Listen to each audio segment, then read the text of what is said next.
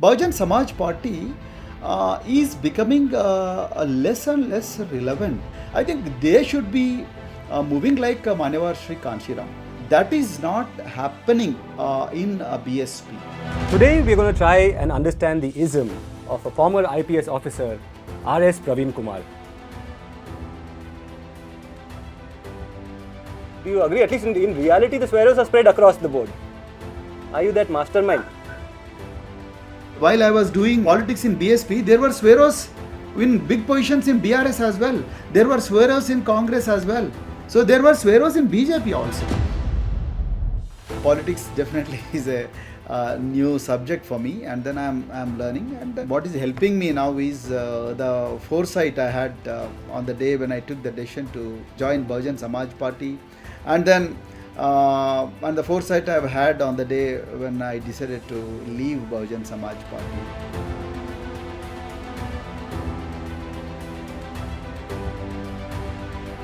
This show is about ideologies. That is what I want to get at. So I want to know first up from you, don't you think you'll now be in a reserve constituency, you'll be seeking upper caste votes? Thank you so very much for asking this question. I must answer this question with all the sincerity and honesty. I think we have come a long way in the evolution of politics, particularly the scheduled caste and scheduled tribe reserved constituencies. The things have changed dramatically now. That's one of the most interesting things I've heard about reserve constituencies. You know, this is the first time I'm seeing somebody describing it like this and saying that things are changing and these constituencies are not to be taken for granted. The most influential ism in the country today appears to be Hindutva.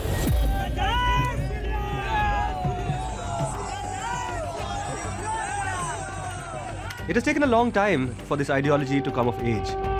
But what happened to the other ideological movements that began in the early 20th century? The RSS will turn 100 years old next year, but so will the Communist Party of India.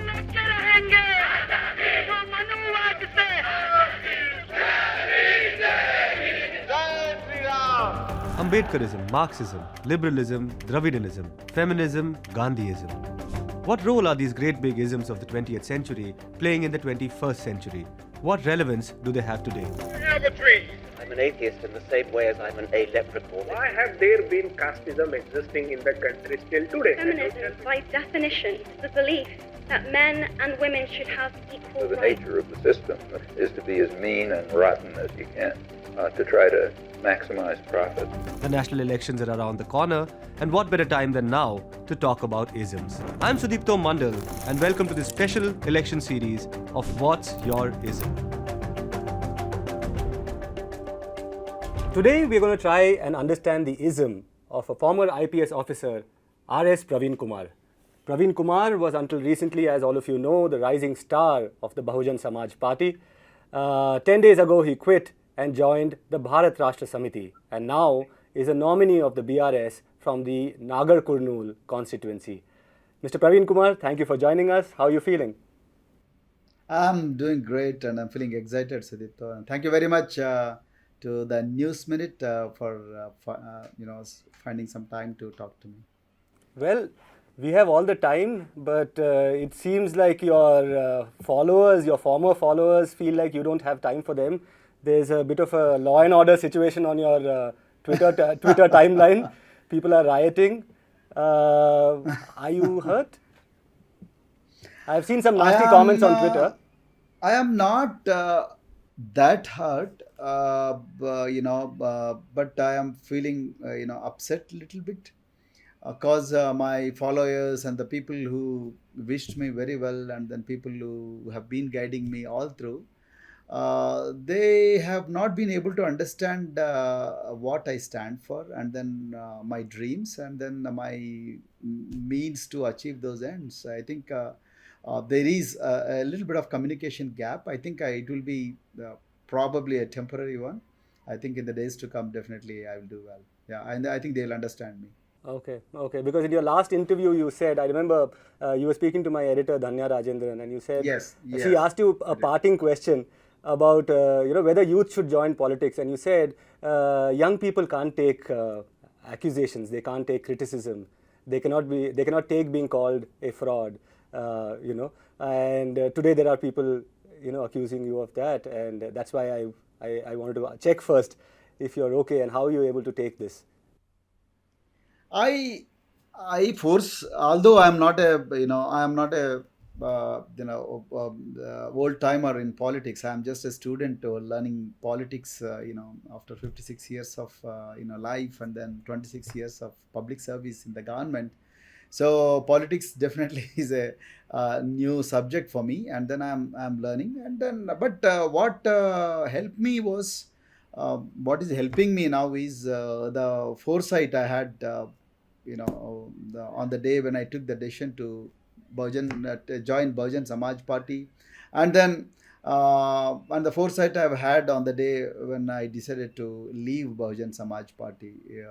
I'll come to that part, and obviously, in an interview like this, at a time like this, there will be a lot of questions about what happened with the BSP. But before that, I want to beat around the bush a little bit, if you'll allow me. This show is about ideologies, Mr. Kumar, and that is what I want to get at. And my first question to you is an ideological question. You've been now associated with the Ambedkarite anti-caste struggle, both when you were in service through your SWAERO activities and your social welfare schools. You've always been an avowed Ambedkarite. And even when you quit the BSP, you said your ideology hasn't changed. So I want to know first up from you, what is your assessment of Ambedkarite politics in India today? Ambedkarite politics are definitely at crossroads, but there is light at the end of the tunnel. So somewhere or other, people, the new things keep coming up, and then suddenly you lose hope at somewhere, and then suddenly hope springs up at some other place. So Ambedkarite politics are definitely very relevant, and more relevant today in India because of the fascist forces, because of the rightist forces, and the forces which want to make India as a uniform nation. There is a kind of a trend in India which is happening, that is one nation, one religion, one nation, one tax, one nation, one law. So one nation, one election. So this one nation thing is something which is really troubling me. And this one nation slogan will make Ambedkarite politics more relevant than ever in this country. So that's why Ambedkarite politics have gained more relevance now, and people are desperately getting back to Ambedkar and trying to understand his thoughts on idea of caste, idea of India, idea of inclusion, idea of liberty, idea of justice, idea of fraternity, and idea of equality and equity. I think Ambedkar is more relevant than ever in this country today. And when you say that, you said it in a broad sense without giving examples. When I asked you the question, I was hoping you would be able to give me some examples. Like, we have a lot of, a few significant voices at the national level who speak from an Ambedkarite perspective. I don't want to name them. I was wondering if you want to name them. There's somebody in Maharashtra, there are people in UP. Where do you, there are, of course, international voices. Today you have organizations such as the AIM, the AIC. You recently visited the US, you were on an entire tour, right? You went to the universities, you met Ambedkarites from the East Coast, from the West Coast. There are at least a dozen Ambedkarite formations over there. So I was really hoping that when you talk about assessment, is there any example, any shout outs you want to give to formations out there? I think if you ask me the prominent voices on Ambedkarite political front, you have Ramdas Athwale, who is leading a faction of Republican Party of India, and the Republican Party of India is started by a person none other than Ambedkar himself, and then after his demise, the party got broken into multiple pieces with no definite goal to achieve. So then we have after Manishri Kanshiramji got disillusioned with the Republican Party of India, and then its politics of subjugation and compromise. He started BAMSEF, and then in the 1970s, and then he started Bahujan Samaj Party in 1984. So we have Bahujan Samaj Party still going strong, and then we have Bahujan Samaj Party with a national status at pan-India level, with UP being their base. And then you have Bhim Army, Chandrasekhar Azad, who started kind of young Turk movement, if you allow me to use that word. So it's a kind of insurgent kind of politics in Uttar Pradesh. So he started attracting a lot of youth, and then he started Bhim Army, and then Bhim Army slowly got transformed into Bahujan Samaj Party in this thing. And then you have Tirumavalan in southern part of India. Then you have VCK. So and he's also a very staunch Ambedkar, and he has his own brand of doing politics, not necessarily what the Bahujan Samaj Party has been doing. So similarly we have our brother Jignesh Mevani, and who is part of Congress Party, and then who is also a uncompromising voice on various Dalit issues. Then you have on the eastern front, you have Ram Vilas Paswan, late Ram Vilas Paswan, and his legacy is being protected by his own son. But to what extent we call them as Ambedkarite or not? But Ram Vilas Paswan ji also, when he was alive, he stood by the rights of marginalized people as long as he was there. So there are a lot of views in Ambedkarite politics with marginalized sections as the base population. And on the other hand, we have some hardcore Ambedkarites in the regular parties, like kind of left to the center or right to the center or centrist parties. So, but their voices are not that prominent. So these are some of the voices that are happening in India, that are popping up in India time and again. So, but unfortunately, some parties have lost. Some parties are on the wane, and some parties are in the morning of their political life, and some parties are in the afternoon of their political life. And there are India is a very complex country, Sudipto, so you cannot give a very general explanation or general description of any political movement, because every state has a very distinct culture, and then distinct socio-political evolution, and distinct geography, and then demography. So no two states are alike by by structure in India. So we have Ambedkarite movement in different shades in different So you're saying states. basically today Ambedkarite politics has become in a sense the salt of the earth, and there's an element of it in every political formation. It's a kind of politics that you cannot avoid. But I found it interesting that you went all over the country. Okay, you gave many examples. You went to Maharashtra. You didn't mention Prakash Ambedkar, but you mentioned Athwale. Athwale, you also mentioned him uncritically. I'm noting that also. But my next question to you actually is about how things are aligned with all these leaders. I mean, I've been interacting with some of your supporters, with people. Very sad. Sorry to interrupt, but I was very eager to answer your question before you ended it. No. Because that has been nagging me, to be very honest with you. Sad part of Ambedkarite politics in this country today is they have no common minimum program. So although they are geographically separated, the evolution wise, they are at different parts in different stages of evolution. But when it comes to direction, when it comes to political strategy, so when it comes to common minimum program and the strategy and tactics, so they are not united. That is very, very sad. So they have no common direction. Sometimes they are at cross purposes with each other. So who is the victim of all this non-cooperation among the Ambedkarite politics is the people who blindly believed Ambedkar, people who blindly followed, not believed, blindly followed Ambedkar writings, and the people who thought that Ambedkarite politics would one day emancipate them, liberate them from the yoke of slavery and then oppression. So that is not happening. So this is high time that all the parties which call themselves as Ambedkarite parties, which somehow draw their roots to Ambedkarite movement and Ambedkarite thinking, I think they have to come together and then sit for a while, and then sit across the table, and then decide where they are heading, what direction should they be going in probably next 25 years from now. So but that is not happening. That's what really pains me. As a result, what happens? The mainstream parties, whichever party it is. The mainstream parties, of course, they mention the name of Ambedkar. They build the statues of Ambedkar, and they name the programs after Ambedkar. They name the scholarships after Ambedkar, and then there are a lot of Ambedkar naming, and there is a lot of tokenization. But what Ambedkar really wanted, that is not happening, and that must happen only with the parties which are built on the foundations of Ambedkar's thoughts. But that's not happening. So that's what really pains me, and that's what gives me sleepless nights. Right. Every day. Yeah. Right. No, I was. Well, the big elephant of anti-caste Ambedkarite politics is the BSP.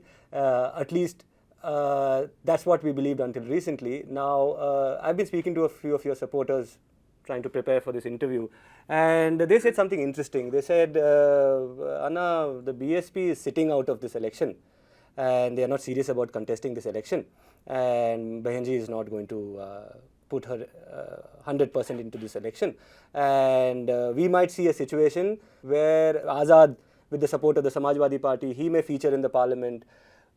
If some things click into place, we might see Prakash Ambedkar in parliament.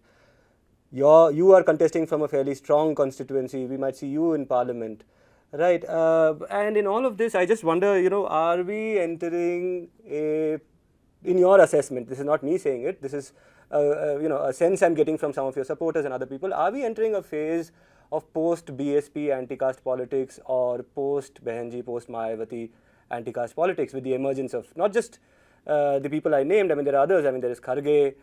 There are all sorts of voices out there. Do you think that we are entering a post-Mayawati phase? I think it's too early to say that we are entering into a post-Mayawati phase. I think Behenji Kumari Mayawati is still relevant, because if you see the vote bank on which Bahujan Samaj Party is sitting is almost close to 13% in Uttar Pradesh. So, despite a series of debacles in Uttar Pradesh, Behenji Kumari Mayawati, her party has been able to, garner almost 12.8% of votes, is something which is phenomenal. Even Congress, with almost 120 years of, the experience, has not been able to get 2% of vote bank in Uttar Pradesh, which has been its bastion till in 1980s. But today, Behenji Kumari Mayawati, even though she is out of power for the last 13 years, but still she is able to sit on that vote bank. So we cannot say that we are entering into a post-Mayawati phase. But what really troubles me is Bahujan Samaj Party is becoming less and less relevant in the rest of the country. That's what really troubles me. So the top leadership of Bahujan Samaj Party, not just Behenji Kumari Mayawati ji. So I think the second rung leadership, the younger, a lot of the higher level executive, higher level leadership, I think they should be moving like Manevar Shri Kanshiram. So, and day in and day out, they should be going to the states, and then they should be spreading his thoughts, and then they should be spreading the ideologies, and then they should be entering it with the local alliances, and then they should be, teaching the base population about the ideas of Ambedkar, and then the political praxis through which you have to realize the dreams of Dr. B.R. Ambedkar, Mahatma Jyotirao Phule, and all the icons of social justice. I think that is not happening in BSP. So, in the meantime, there are a few parties, like in southern India, prominently, I would say, Tirumavalan. So, Dr. Tol Tirumavalan has been able to stitch a local alliance very successfully, and has been able to win about 5 seats in Tamil Nadu, and then 2 MP seats in Tamil Nadu by entering into alliance with DMK.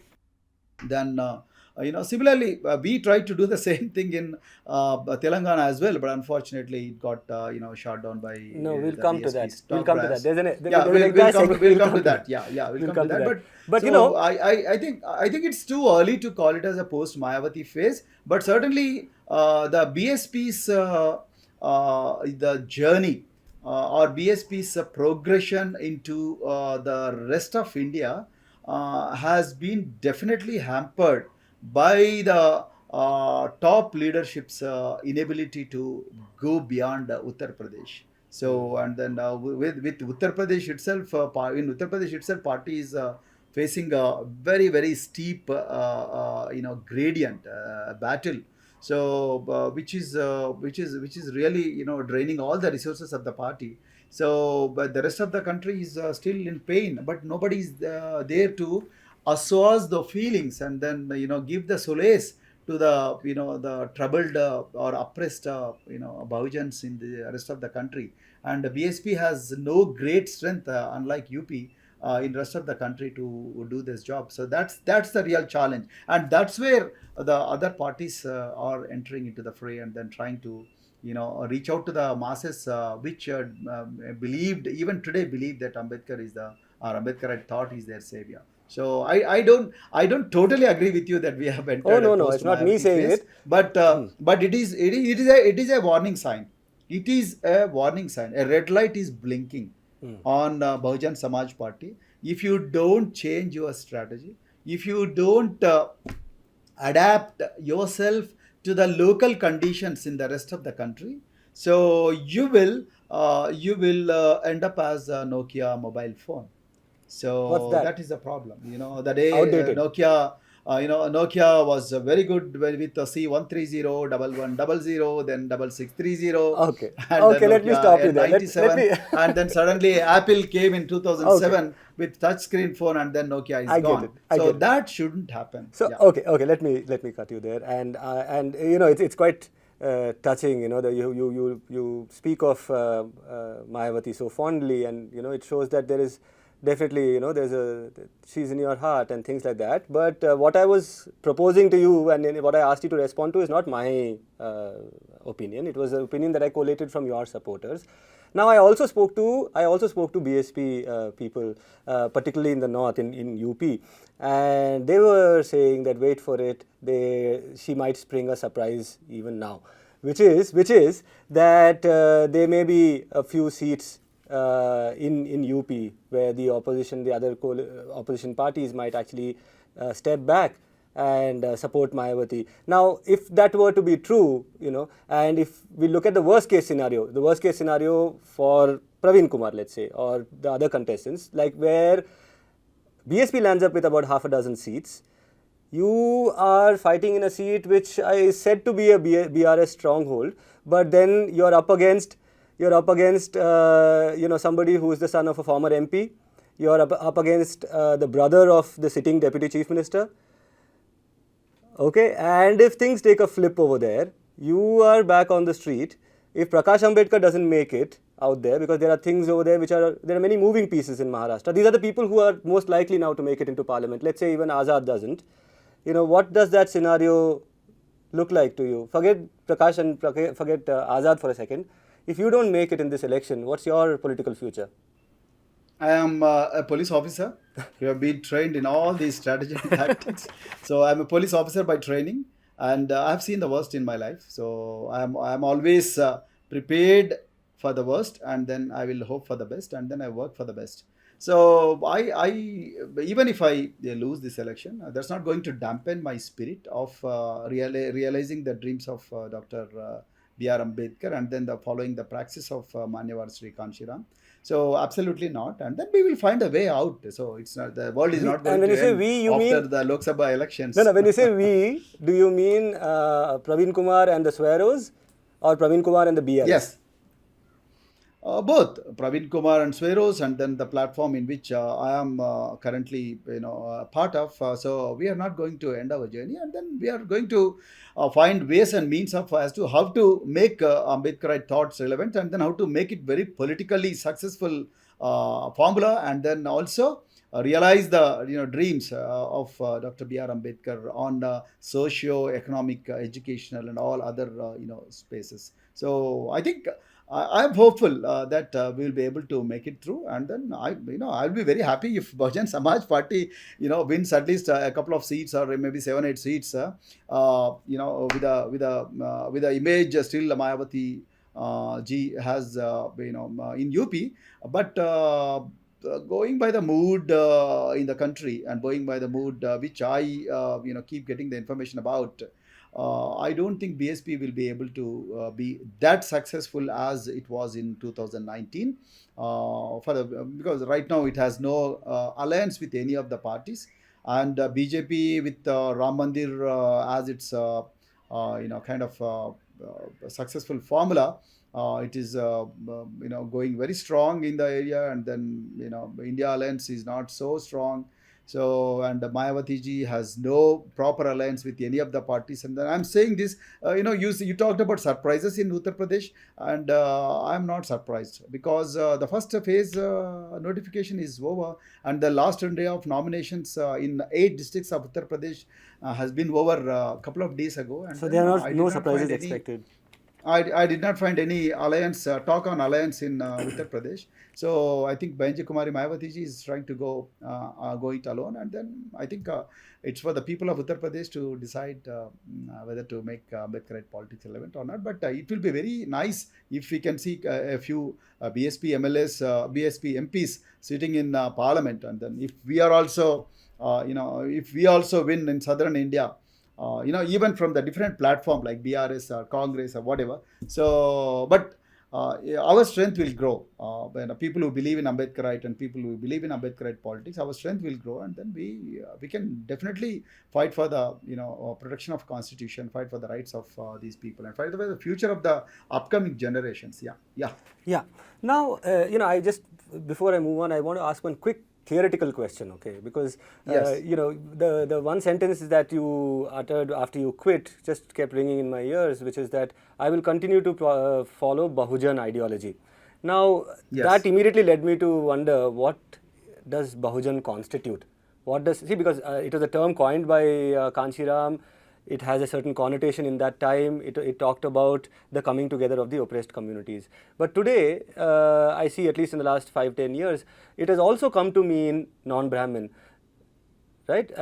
Which means that minus the 1 or 2 or 3 communities right on top, the rest is Bahujan. Because the reason I say this is because I've heard Reddis, Kammas, Velamas, Tevars in some other part, Gaudas somewhere else, Tiyas in Kerala, referring to themselves as Bahujan, and now that you're in a party ruled by a person who belongs to the Velama community, who commands a lot of respect and support from that community, do you see Velama politics as Bahujan politics? I don't call it as Velama politics. I think it's very erroneous to call a party which has been responsible for birth of a state called Telangana after almost 20 years of serious struggle.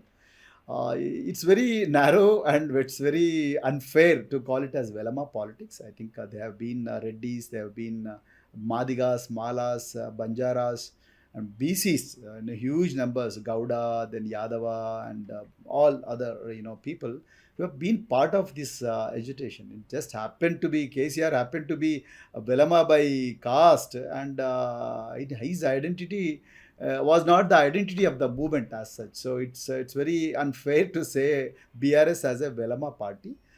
However, KCR happened to be a person from Velama community. That doesn't mean that, what is their, strength? I think more than 1 lakh, not more than 1 lakh population in the state of Telangana. So, but the entire Telangana movement was participated by entire, One can also say, we come from an identity movement. One can also say that the entire Telangana movement back from the days of the armed rebellion, the Telangana armed uprising, or the different agitations that have happened over the decades, over almost a century now, were against Velama hegemony, were against the Dora, were against the person... Well, against Doras. Against Doras, and Velamas and Reddis were the Doras. Yeah. Dora. Velamas particularly. Velamas, not all Velamas were Doras, Sudipto. So only a few landlords. So they were called as Doras, and then they were, basically the agents of Nizam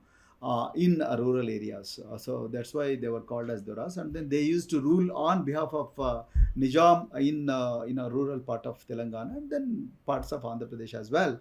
So the entire separate Telangana armed struggle and entire separate particularly the entire Telangana armed struggle was against those landlords who controlled entire life in villages, both political life, economic life, and then social life. So the very rebellion of Telangana was against those Rudharas and of course partly Nizam. So you're saying basically, who was there. from what you're saying now, it seems like it was a class struggle and not an anti-caste struggle. Is that what you're saying? Because there was a certain caste of people which were in control of land, which were in control of resources. Absolutely. It was a class struggle. It was not a caste struggle. There were Reddys in Telangana armed struggle who were leading Telangana armed struggle. Ravi Narayan Reddy, many Reddys. I don't have too many names on that front. There were Reddys, liberal Reddys who believed in communist ideology. So they were leading Telangana, armed struggle against very Reddys who believed in feudal. Feudalism basically. So the feudal way of dealing with the things in the villages. So I think TRS cannot be called as a Velama party. TRS is a party of everybody. So I think that platform is going to go strong, and I don't have doubt about it. Yeah.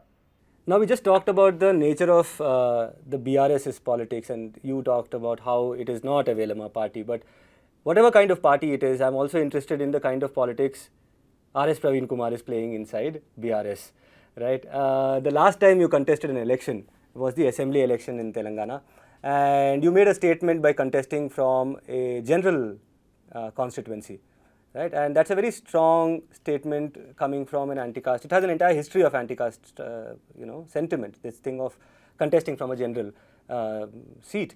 And now, there's this, in Hyderabad, you're in Hyderabad, there's this saying, right, Mulla ki daur masjid tak, which is that you're stuck again back in a reserved seat.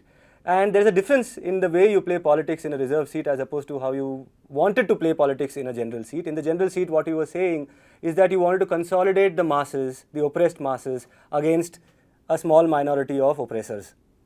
Now, in a reserved seat, you're up against people from the oppressed communities, whatever they may be. They may be good people, bad people, whatever, but they are nevertheless SC, right? You're going to be competing against SCs for the vote of the general population. And the general population could include Reddys, Velamas, people whose interests do not coincide with the interest of the oppressed. This whole change in Praveen Kumar's politics from seeking Bahujan votes, don't you think you'll now be in a reserve constituency, you'll be seeking upper caste votes? No, I'll be seeking everybody's votes, not just. No, of course. No. But the pathology, the tragedy of a SC, ST reserved constituency is that the candidate who wins from that, and this is an old reality of reserved constituency politics, which is that the candidate is always a consensus candidate of the upper caste. The least problematic person who threatens the upper caste least is the person who is agreeable to them, and that's why they elect them. How does that affect you now? Very good question. Thank you so very much for asking this question. I think I must answer this question with all the sincerity and honesty. Yeah. So you're right.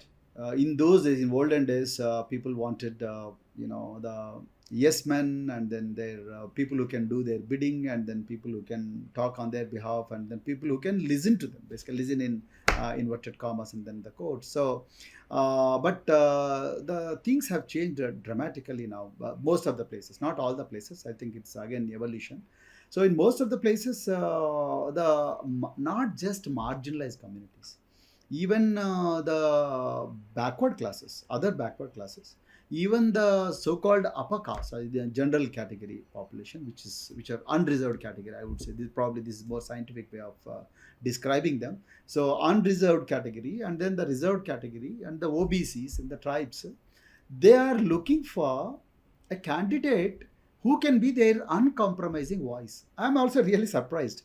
They are not looking for somebody who can always prostrate before a master just to become an MLA or just to become an MP. No, they are not looking for such candidates. They are looking for a candidate who can be their voice in the constitutional bodies, be it an assembly or be it a parliament. So that way, I think we have come a long way in the evolution of politics, particularly the scheduled caste and scheduled tribe reserved constituencies. More and more educated people are joining the fray, and the electorate is preferring educated people to the illiterate, innocent, and yes men who used to be, the trend in late 80s and then late 90s. But today, in this millennial generation and this 21st century, I think the awareness levels have become certainly high thanks to the technology, and then thanks to social media, thanks to free internet, and thanks to higher per capita incomes, and then thanks to awareness about the rights, and thanks to the lot of movements that are happening on technology front, and then in the social media space. I think people are preferring a good candidate over the illiterate and then the submissive candidate. So then the unreserved category, who have generally speaking, who have more control over the resources, more control over the the politics in the villages, and then politics in the assembly constituencies, are left with no choice. For example, if you take my Nagar Karnal constituency, for example, so the guy who is pitched against me from BJP is an MBA, and another guy from Congress is also a doctor. So, and you only said he's a brother of a chief minister, a deputy chief minister, and another guy is a son of a former minister. No, and, not just a former Praveen minister. Kumar. No, sir, not just a former minister. He was in the BRS, sitting MP Sitting from the MP, BRS. yeah. then- Sitting MP, I'm sorry, sitting MP. And Praveen Kumar has been an IPS officer for 26 years, and then has been a leader of Bahujan Samaj Party till recently. So if they have to, it's a very difficult choice, for the people to make. But however, I'm hoping that because of my track record, in my earlier avatar as a social welfare secretary, and earlier avatar as Bahujan Samaj Party, and then earlier avatar as a fighter for the rights of most marginalized people ever since I joined politics, I think I'm hoping that people would vote me into parliament. That's a hope with which I'm working. But the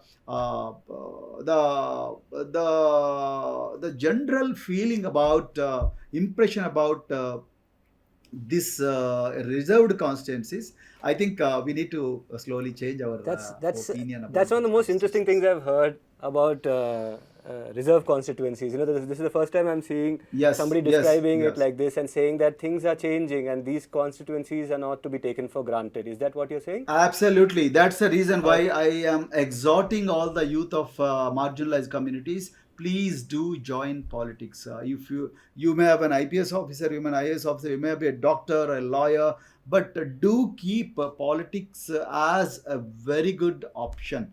An option which can transform not just the country, but your community as well. So transforming a community leads to transformation of a country.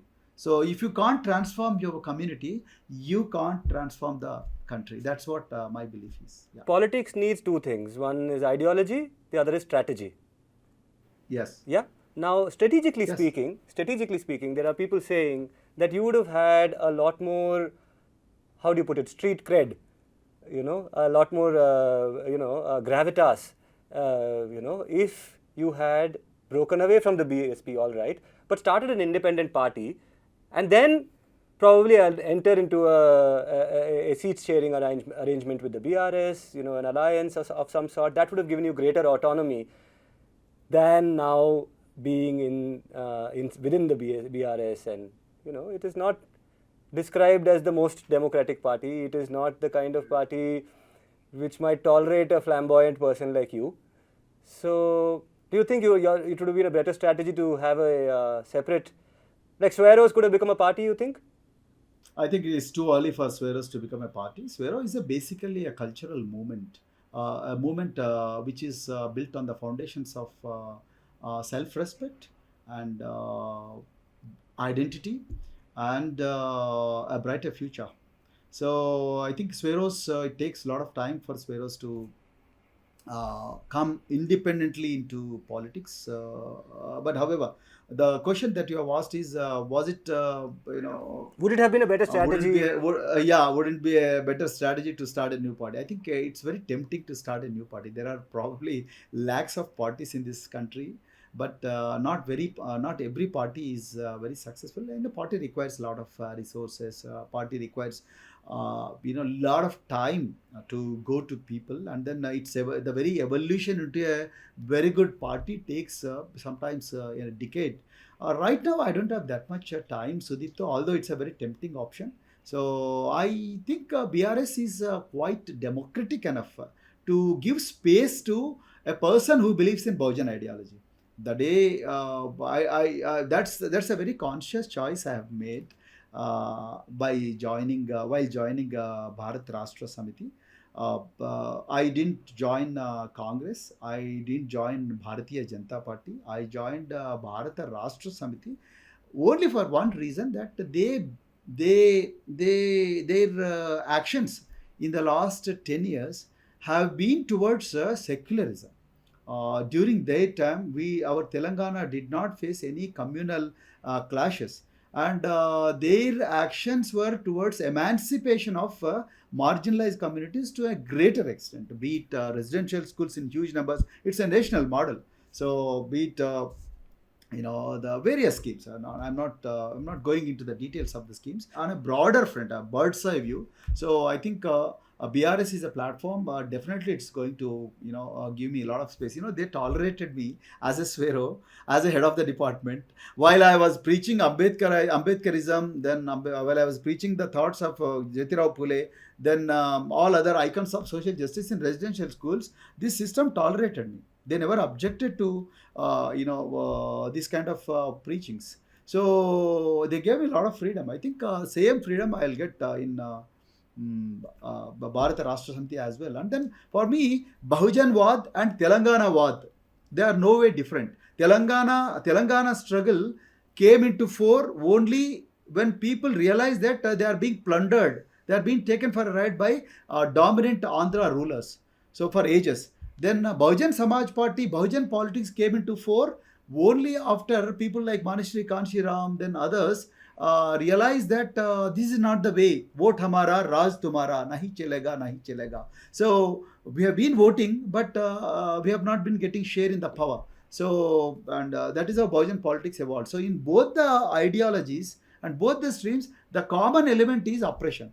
So I think both have a common space. I think KCRG will not make that mistake of suppressing Bahujan Wad as a subset of Telangana ideology. Yeah, I found it fascinating that this is probably the first time you have given him credit for not interfering with your work when you were the social welfare secretary. Because I remember the last interview you gave to Dhanya, she asked you about KCR and things like that, and you said, well, in the entire period that I was there in that department, I might have met him some 4-5 times, and we had very little interaction. So it's interesting that now you're giving some credit to him for allowing you. I'm still standing by the word, but I said there was no interference, and then I have been allowed to do. But as a politician, I have fought against the BRS government in those days because of TSPSC, Telangana State Public Service Commission, paper leakage scandals or whatever. So that as an opposition party leader, you have to be the voice of people, right? So you have no choice. Whoever is in power, you have to be the voice of people and then face the power center. Yeah. Right. No, we'll move from this and get into this talk that among Dalit Bahujans on social media, I've been speaking to some people in these WhatsApp groups and all that, they're describing Praveen Kumar as a mastermind. Okay. And the reason they say this is that with reference to the SWAERO. Okay. They say that when you joined the BSP, I believe, the SWAEROs did not flock en masse into the BSP, although they were completely loyal to you. Your joining the BSP did not result in the whole SWAERO flock getting into the BSP, and on occasion I believe you have justified it, saying that hey, ours is an education movement, and beyond that people can be part of different political formations. But then yes, the reason they call you mastermind is because they say that no, this is Praveen Kumar's strategy to ensure that the eggs are spread across, that the SWAEROs will be a formation which will run like a kind of a intravenous system through the political body of Telangana. Do you agree? At least in reality, the SWAEROs are spread across the board. Are you that mastermind? Yes. Is that your design? The very SWAERO, I am not the mastermind, so I'm not the only one who is part of evolution of SWAERO ideology. But SWAEROs strongly believe in their commandments. There are 10 self-affirmations. One is I am not inferior to anyone. Second is I shall be the leader wherever I am. So, and I shall do what I love and be different. And then I shall neither beg nor cheat. I shall always think big and aim high. I shall repay what I borrow. So, and I shall never give up. There are like 10 commandments. So, SWAEROs always believe in those commandments. Whether they are in BJP, whether they are in BRS, whether they are in Congress, or whether they are in any entity for that matter, SWAEROs always try to be in leadership positions. And then I think I have never asked any SWAERO to follow me blindly. I think that is my strength. I have never asked them to follow me blindly. I have never asked them to come and then help me irrespective of their ideology. No.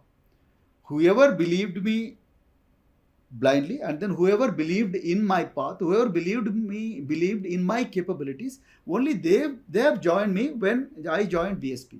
But there were SWAEROs while I was doing politics in BSP. There were SWAEROs in big positions in BRS as well. There were SWAEROs in Congress as well.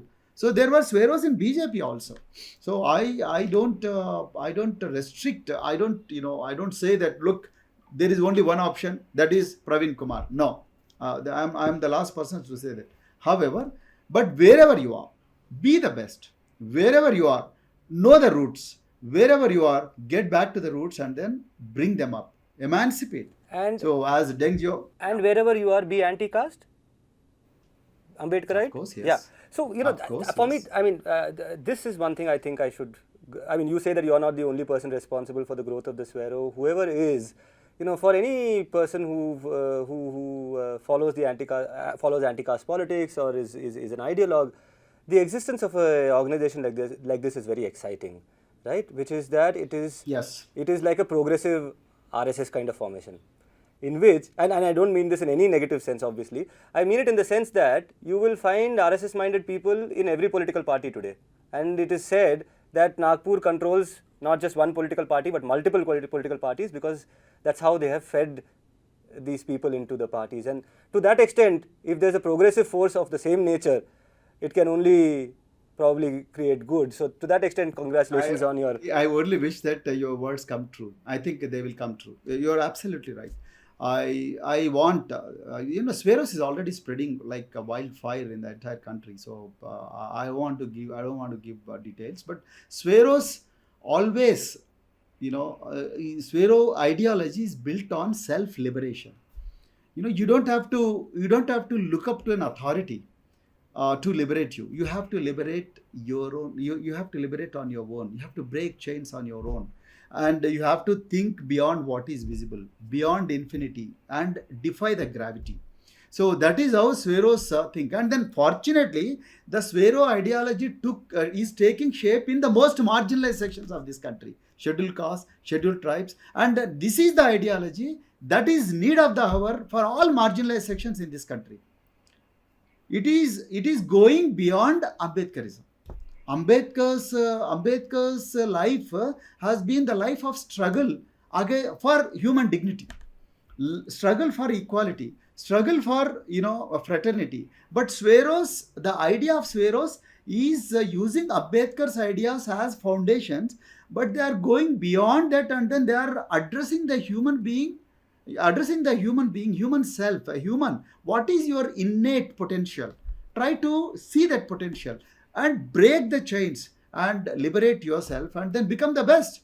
Then world will prostrate before you. So that is what SWAERO ideology says, and that's how Malawat Purna in 2013 scaled Mount Everest at the youngest age. So that is a statement which SWAERO is making. Look, we may be poor, we may have been untouchables in the earlier times, but as the grit wise, as the brain wise, we are no less than you. We are going to rule this world. We can, given an opportunity, we are going to go to the top of the world. Even if you don't give the opportunity, we are going to grab that opportunity with all the skills that we have. Maybe we are poor today, but tomorrow the whole world belongs to us, and then we'll work towards that goal. I think this is the ideology which every state in the country and every marginalized section in this Indian society must adopt. It is not against any religion. Although RSS has been very, very, vocal about, SWAEROs and its ideological leanings, but that is only a smear campaign, and RSS is known for that kind of, fake news campaign. So, and we are not really worried about that. But SWAERO is something which is, we don't believe in formal structures like having an office and then having a table and a chair. No, entire evolution and revolution happens in your brain. So we connect all the brains in the marginalized sections and then drive them towards a very, very formidable goal. And that's where the development happens. And I'm very happy that you are saying, and you could see the potential of this ideology. Yes. And I can see that, you sound like a man who's talking about his first love, the SWAEROs, right? Okay. Now your second love, now the BRS is the third love. Your BSP, now let's get into the actual nuts and bolts of why you quit. Do you really stand by that statement that it was trying to go soft on the BJP? You think the BSP was going soft, was compromising with the BJP? That has been the conversation around your exit. Let me tell you the context in which I had to quit the BSP. See, southern part of India, post, the south of India's, BSP has never been able to get the vote bank of 2% or 3%, 3% or 4%. So we have not been able to get a sizable number of MLAs and MPs. MPs gone. We have never been able to send one MP from southern India. Maybe one MLA from Gulbarga, then one MLA. Can I please interrupt you here? I didn't interrupt you throughout, but when you get into this description of the party, this was true even when you joined it. Whatever you're saying is true when you joined it. What happened when you quit? Did you think that, I have not heard you say it yet. I'm still looking for some quotes, if there are some quotes out there, but your followers have been very clear about the fact that we quit because the BSP was not okay with the alliance with the BRS. It did not want us to go so hard in the elections. It wanted us to take a step back and perhaps even lose the elections because it was compromising with the BJP, because it is even scared of those ED, IT raids and all that. This is the narrative that has emerged out of your exit. I'm not making things up. You know it as well. So let's address that. What I'm trying to say, in the circumstances in which I had to leave the party, give the impression that party has been under pressure to call it off. I'm not directly accusing the party that, look, Narendra Modi has called you and then to fire the proposal of having an alliance. That's why I am leaving the party. I'm not saying that directly. What I'm trying to say, the field is forced to believe. I'm very cautious in my statement. The entire population in this country and in the state of Telangana is forced to believe that the leadership is under pressure. To call it off, to call the alliance with the BRS. So, Kavita's arrest by ED cannot be the sole reason for calling off the alliance, because as the state chief of BSP, I cannot meet any chief of any political party without the permission of my high command. First, please be clear about that. We have taken the permission of high command. This was discussed at length in our high command headquarters in Lucknow, and we were given a go-ahead to initiate the discussions with BRS. That permission was given only when BRS refused to join either India Alliance or NDA. I mean, BRS wanted to go it solo because BSP's policy is not to join either India or NDA. So that was a condition on which the permission was given to Dr. R.S. Praveen Kumar to initiate talks. Then we have initiated talks. Then, talks, you propose something and then they give you something. So we proposed for 3 seats. And we asked for, Nagar Karnool, the one which I'm contesting currently. and Adilabad is another tribal constituency, and one more constituency, whichever they are comfortable and whichever they are not sure of winning. So please give it to us, and then we will field our candidate. Okay, because we told that it's our national party. So initially, we met their second-rank leaders and third-rank leaders, and once the atmosphere was ripe enough, then we informed the High Command and then joined, a discussion with the KCRG. So, and then finally, both of us addressed a press conference, and then in the meantime, a tweet comes from Bahujan Kumari Mayawati ji that BSP is not in alliance with any of the parties in the country. So, fake news of third front is really a fake news, and then there is nothing like third front. So we are going solo in the entire country. That's what the tweet said. Immediately the same evening, we called our headquarters through our national coordinator central coordinator, and then we got it clarified that Telangana has been exempted from the national policy. To that point, we have really very good clarity. Then after that, the talks went ahead, and then our central coordinator flew down from Karnataka to Hyderabad, and then three of us, we went to KCRG, and then we spoke to him, and then again we requested for 3, and then he settled at 2, and finally we came back, and then we spoke to BAMSEF, we spoke to top leadership, and then our entire state committee has approved the proposal and everything. Then finally the matter was communicated to Bahujan Kumari Mayawati garu, and then Bahujan said, yes, go ahead, but lado aur jeet ke aa jao. Okay, good. So after that, we on 15th March, on the day of Ministry Kanshiram's birthday and beginning of Bhim Diksha, I declared to the entire world through my tweet that Bahujan Kumari Mayawati ji has approved, and we are going to go with BRS this time in alliance, and then we are fighting at 2 seats, and they are fighting at 15 seats. Good. And BRS also, they gave a press statement, or fine. And evening at 5 p.m., Kalvakuntla Kavita gets arrested by ED. And 16th morning, we get a call from High Command, and High Command says BRS is a Bhrashtachar party. So, and then we don't want to align with this Bhrashtachar party anymore. So that's why call it off.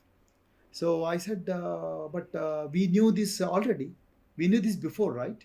So when you gave us permission to deal with this party, and then by then, Kalvakuntla Kavita's name has been popping up in so-called Delhi liquor scam for the last 1 year.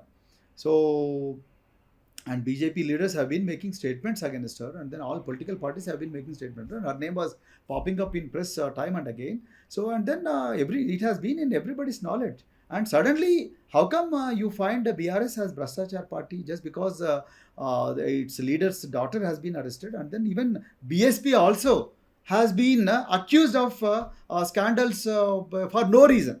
For no reason, when Bahujan Kumari Mayawati ji was chief minister, and then Taj corridor and this scam, that scam, even those allegations also have been leveled against BSP. So it has become a common thing in India to accuse the rival political parties of some scandal, this scandal or that scandal, and then throw some mud on them, and then use agencies like ED and CBI to trouble them and then subjugate them, arm twist them to achieve their political ends. Then I asked them, what is so new about this thing? What is so surprising about Kalvakuntla Kavita's arrest? So I don't think we are taking a right decision. And then again, the decision has been forced upon me. And I said, party high command's decision is to call the alliance off and address a press conference and tell the world that we are going to go solo in Telangana parliament elections. Then I told, so since you are so worried about the image of the party, and since you are so worried about the image of the supreme leader of the party, so I don't want to spoil your image. I am leaving the party for good, and then for your sake, and then for my sake. So I don't want to, because see, I have defended there was a lot of media backlash when I entered into alliance with BRS. So, but I defended our party's stand against the background of Kanshiram's politics. I defended our party in the entire public domain, and suddenly you are asking me to cancel the alliance for no reason. So that's why I said no. I'm not going to go. I'm not going to go to press conference. Instead, I'm going to tell the press that I am not with the BSP anymore.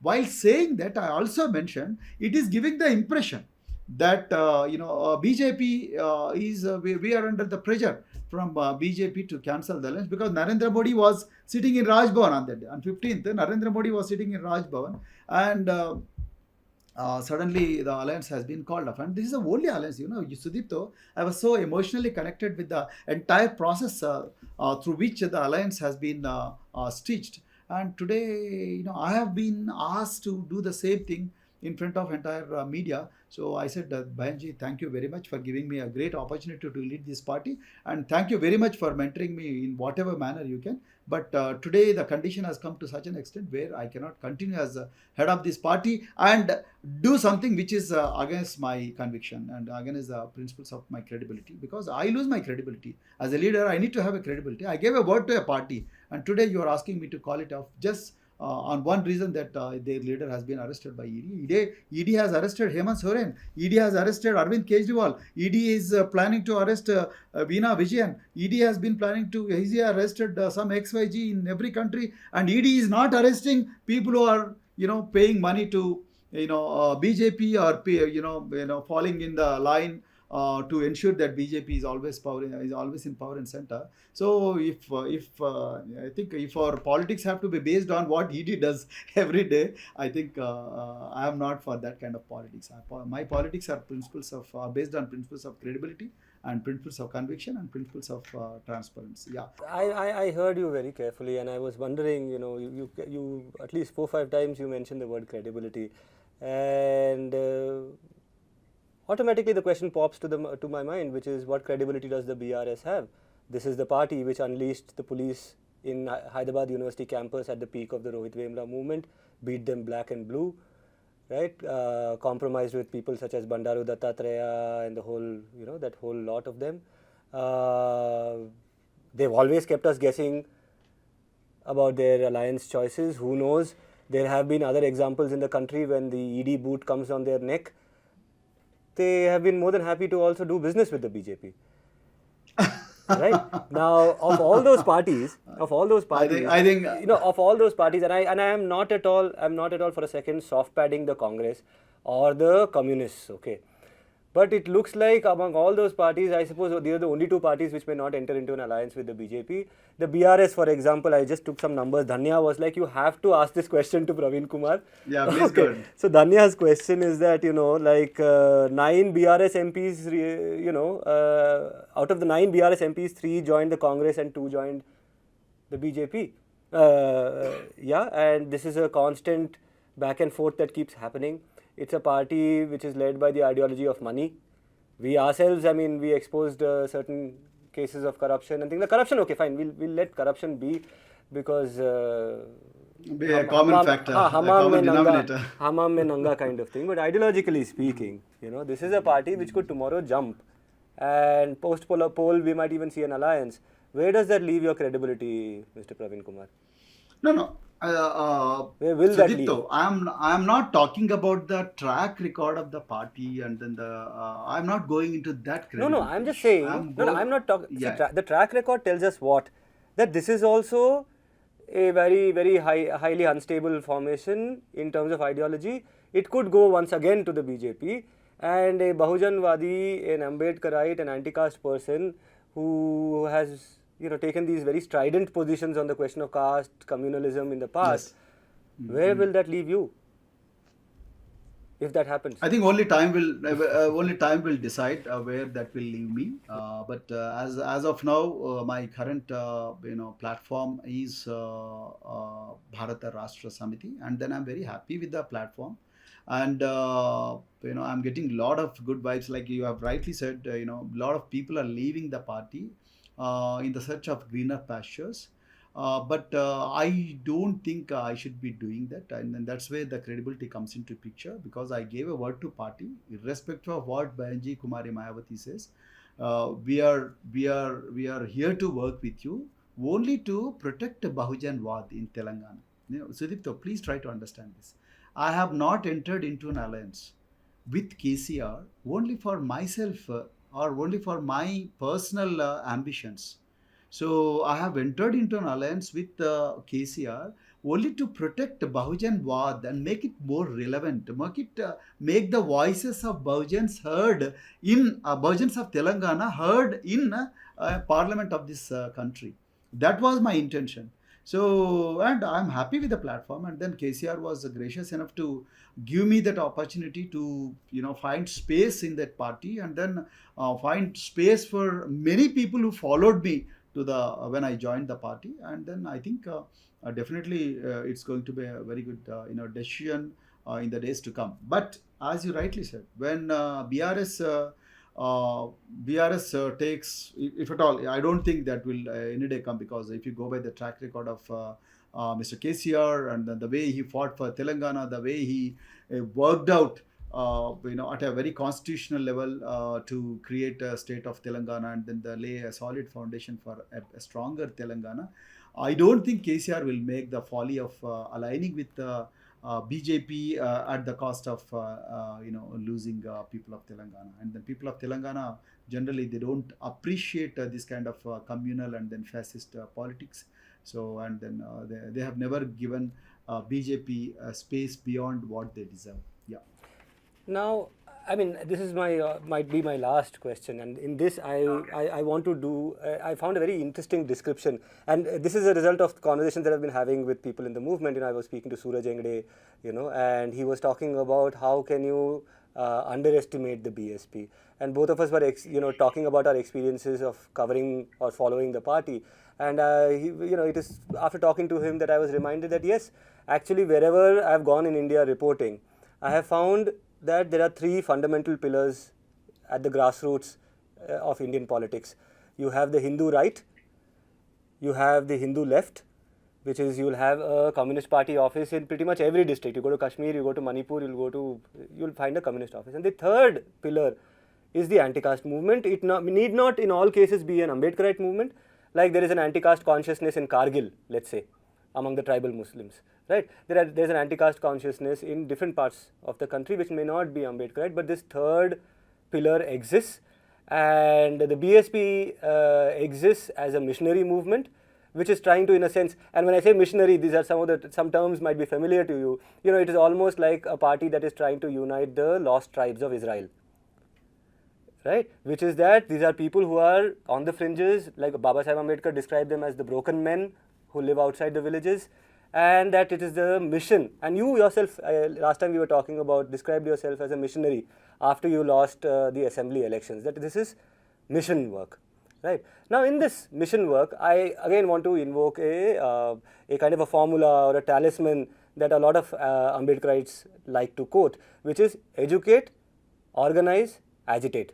Now what if I put to you that given the present condition in India, a party like the BSP, which does not have 1,400 to 1,300 crores like the BRS, which came in through electoral bonds, like the TMC, like the Congress, it has a small kitty which it has to use for the benefit of a very large population, and right now it is biding its time, waiting for the time to strike. Right now it is following two formulas, which is educate and organize. The time for agitation will come, and there will be a time when when the opportune time arrives, the strike will happen. I mean, there is that entire narrative about the BSP, right?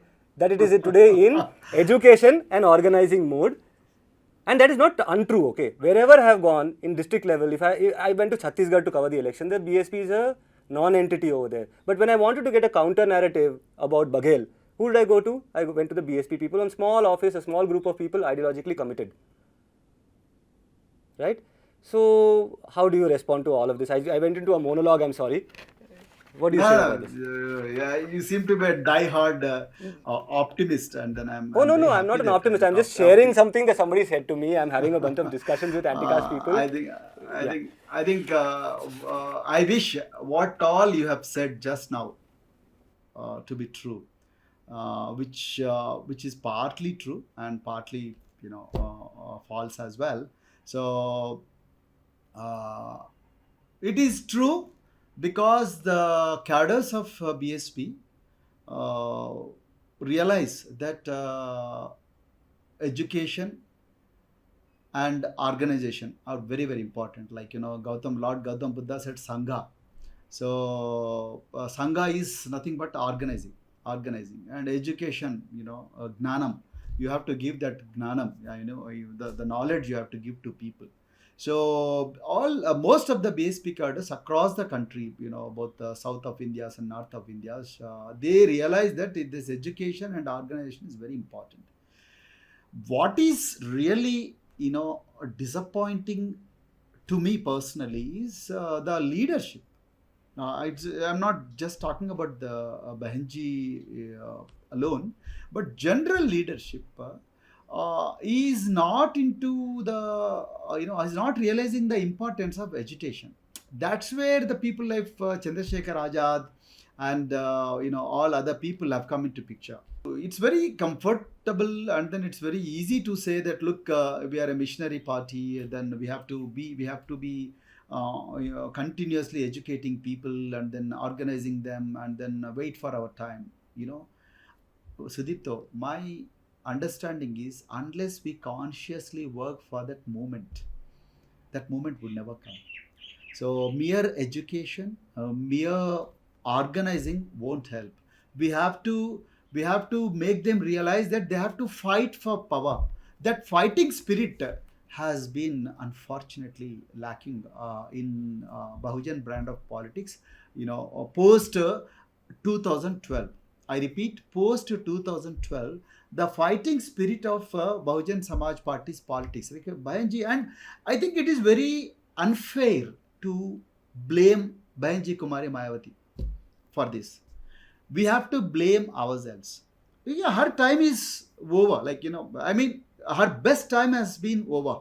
So I think it is very unfair for this generation to ask Bahenji to come onto the streets at the age of 69 or 70 and then fight for the rights of most marginalized in this country, whose percentage is about 25 to 30, so, or maybe 80.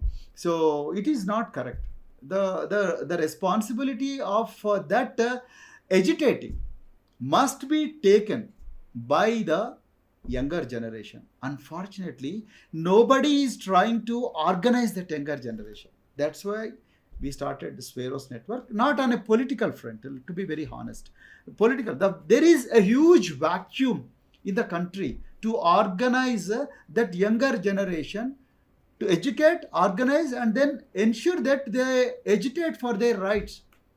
Agitate for political power. Dr. B.R. Ambedkar said political power is the master key. Once you go to the chair, you can ensure the directive principles of state policy and the fundamental rights. Everything is implemented in toto to the best of the, best extent. But that is not happening. Younger generation is totally disconnected. Why is it we are not organizing the younger generation?